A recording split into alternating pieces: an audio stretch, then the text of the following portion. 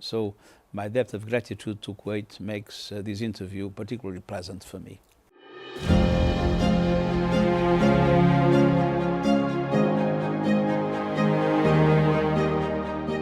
سعادة الأمين العام للأمم المتحدة انطونيو غوتيريش، حياك الله في هذا اللقاء الخاص في جريدة القبس.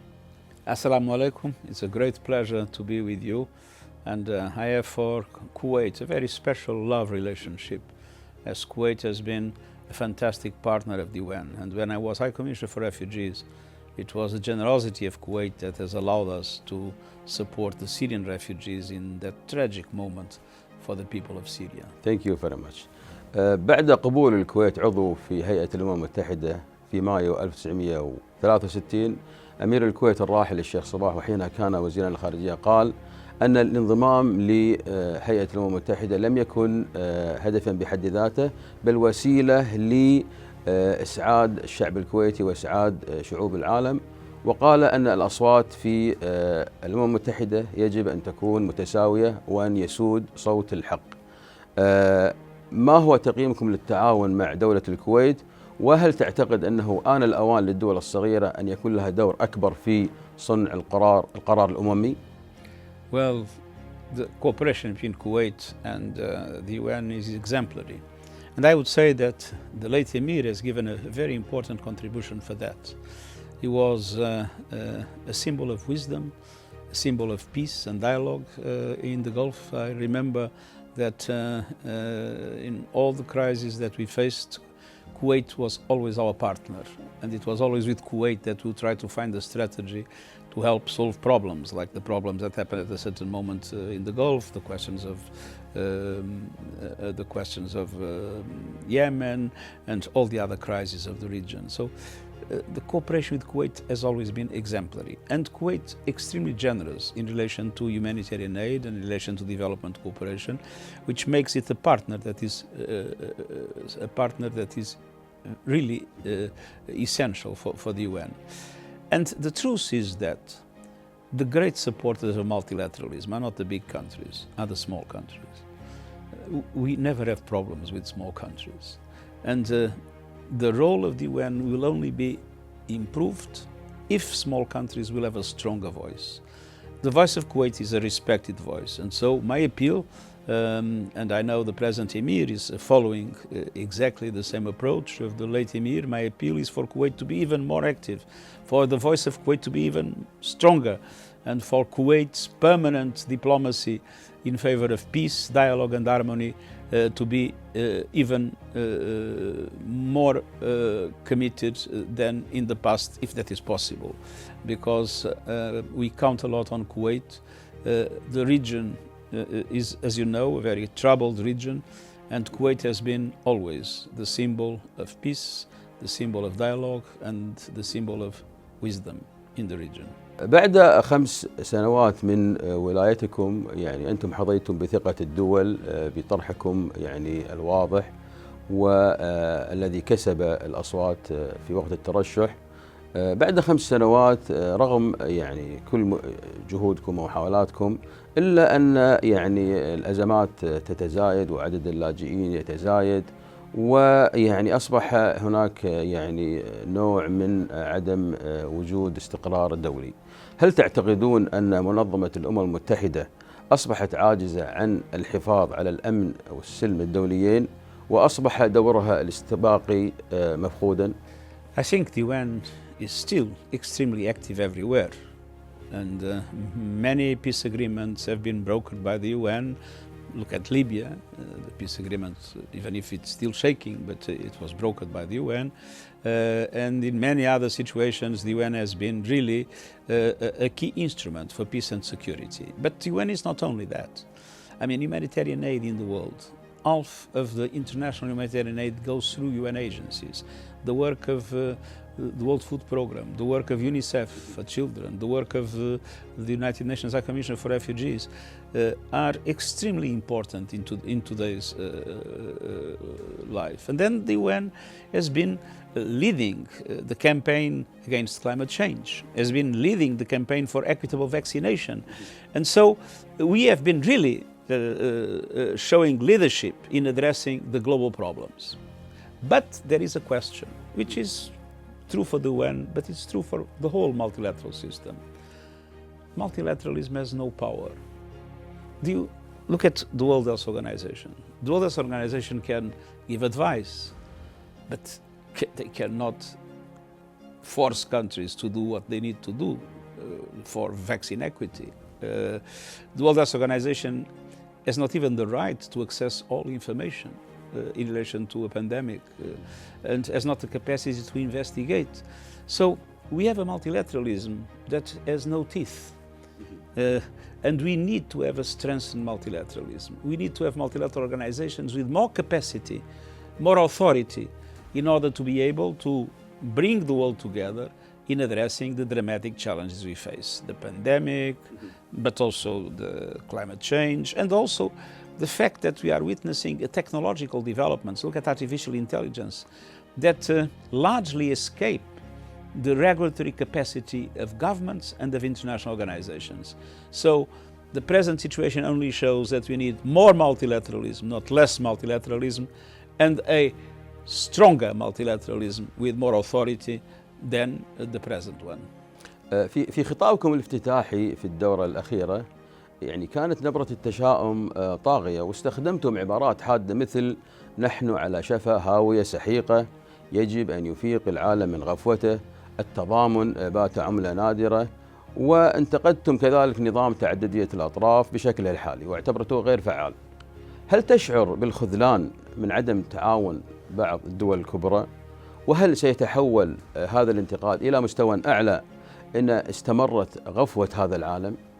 Well, it is true that the division among the biggest powers, and that division is obvious, makes it more difficult for multilateral organizations to work. Look at the Security Council that has been paralyzed in many different areas that would be essential to solve the dramatic crisis that we live in the world. But I was not pessimistic. Jean Monnet, who was one of the fathers of the European Union, when he was asked if he was optimistic or pessimistic, says, I'm not pessimistic, I'm determined. And if you see the whole of the intervention I made, I denounced what is the dramatic situation of the world today. It is not a forecast, it is the description of what we are facing today. And then I said what needs to be done, the divides that we need to bridge in order to be able to bring the world together to solve our problems. And I ended with the message of hope. So hope is not optimism, hope is determination. We want to do it. And of course it will depend on member states, on the international society in general, but also on the business community, the civil society. It will depend on everybody's understanding that the world is facing an enormous danger, that we need to defeat this pandemic with equitable distribution of vaccines, that we need to support developing countries recover from the pandemic, and that we need at the same time have a coherent response to climate change, making sure that we are able to reach carbon neutrality by 2050 and to reduce emissions by 45% in the next 10 years. تعاني شعوب منطقة الشرق الأوسط المآسي تلو المآسي بسبب النزاعات والحروب، وبسبب تحول بعض دولها إلى حدائق خلفية تتصارع فيها القوى العظمى.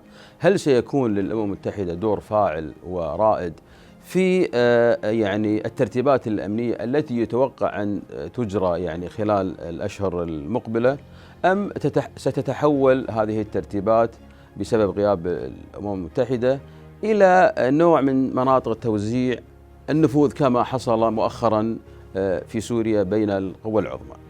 I've been advocating for a long time in relation namely to the Gulf countries.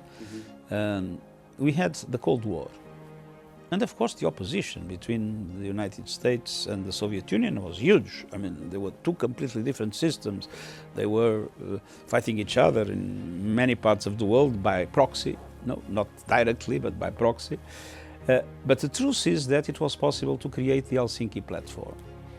So even between enemies, or at least adversaries, it was possible to have a platform for discussion. That is why I've been advocating for a long time that it would be interesting to have the same at the level of the Gulf.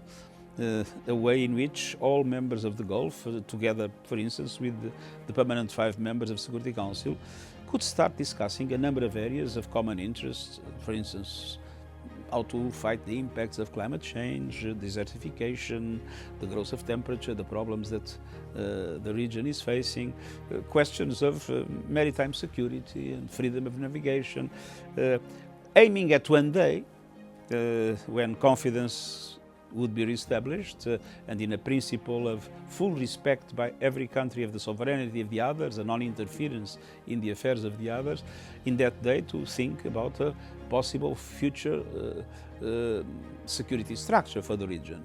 But I've been strongly advocating for this. Until now it has not been possible to bring all the countries together, but I see some signals. I see Saudi Arabia having contacts with Iran in Iraq.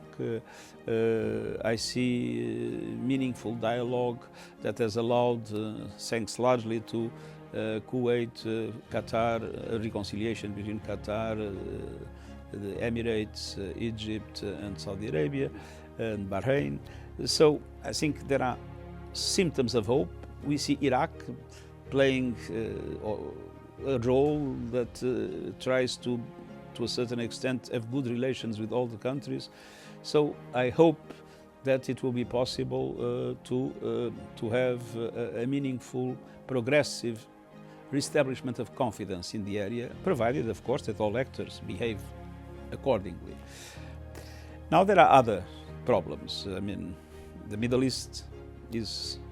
We need to have a Palestinian state. We need to have a two-state solution, and unfortunately things have not been moving. Syria is in a no peace, no war situation, but the Syrian people is suffering too much. Libya, there is a ceasefire that is holding, but the political progress for the elections and for the withdrawal of mercenaries and foreign troops has been slowed. So, I mean, a lot still needs to be done. In Yemen, we are trying to revitalize the negotiations in order to finally reach peace. So we are totally engaged, we are totally committed. We have Kuwait as an ally in all situations in which we try to pursue peace, and that is something I'm very grateful for.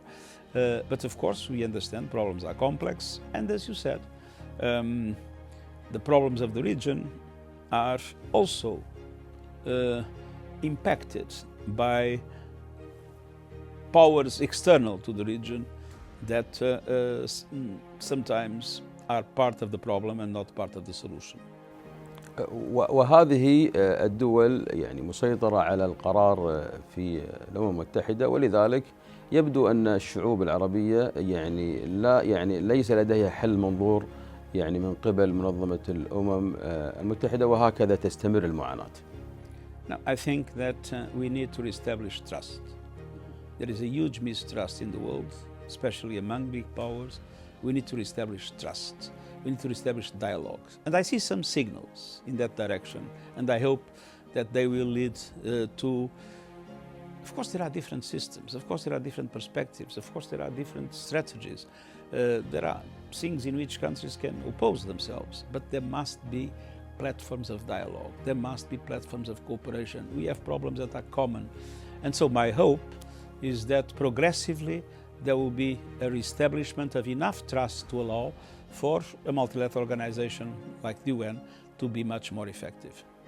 سعادة الأمين العام، شكرا جزيلا على هذا اللقاء الخاص مع جريدة القبس. شكرا. Thank you very much.